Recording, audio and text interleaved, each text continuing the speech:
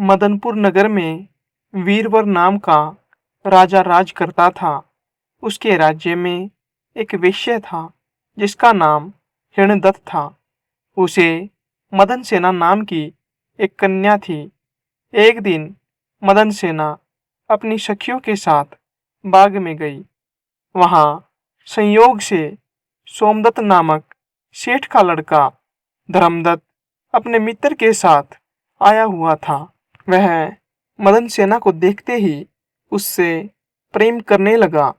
घर लौटकर वह सारी रात उसके लिए बेचैन रहा। अगले दिन वह फिर बाग में गया। मदन सेना वहां अकेली बैठी थी। उसके पास जाकर उसने कहा, तुम मुझसे प्यार नहीं करोगी तो मैं प्राण दे दूंगा। मदन सेना ने जवाब दिया, आज से 5वें दिन मेरी शादी होने वाली है। मैं तुम्हारी नहीं हो सकती। वह बोला, मैं तुम्हारे बिना जीवित नहीं रह सकता। मदन सेना डर गई। बोली, ठीक है, मेरा ब्याह हो जाने दो। मैं अपने पति के पास जाने से पहले तुमसे जरूर मिलूंगी। वचन देकर मदन सेना डर गई।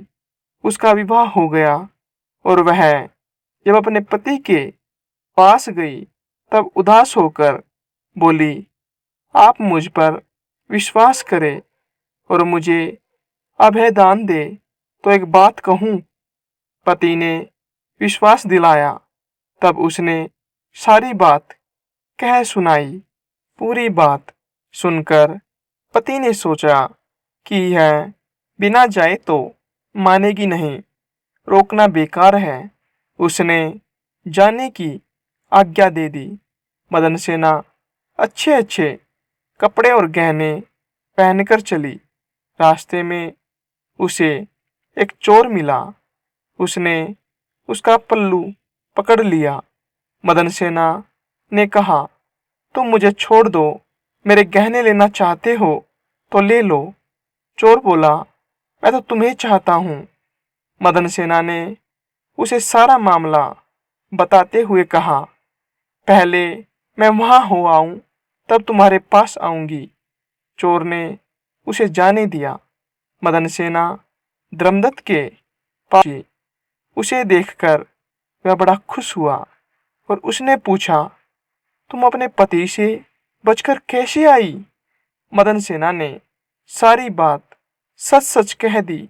धर्मदत्त पर उसका बड़ा गहरा असर पड़ा। उसने उसे छोड़ दिया। फिर वह चोर के पास आई। चोर सब कुछ जानकर बड़ा प्रभावित हुआ और वह उसे घर पर छोड़ गया। इस प्रकार मदन सेना सबसे बचकर पति के पास आ गई। पति ने सारा हाल सुना तो बहुत प्रसन्न हुआ और उसके साथ आनंद से रहने लगा। इतना कहकर बेताल बोला, हे राजा, बताओ, पति, धर्मदत्त और चोर, इनमें से कौन अधिक त्यागी है? राजा ने कहा, मदन सेना का पति तो उसे दूसरे आदमी पर रुझान होने से त्याग देता है। धर्मदत्त उसे इसलिए छोड़ता है कि उसका मन बदल गया था। फिर उसे यह डर भी रहा होगा कि कहीं उसका पति उसे राजा से कहकर दंड न दिलवा दे। लेकिन चोर का किसी को पता न था। फिर भी उसने उसे छोड़ दिया। इसलिए चोर उन दोनों से अधिक त्यागी था। राजा का जवाब सुनकर बेताल फिर पेड़ पर जा लटका। राजा दोबारा उसे लेकर चला। तब वह 11वीं कहानी सुनाने लगा, जो आपको अगली वीडियो में सुनने को मिलेगी।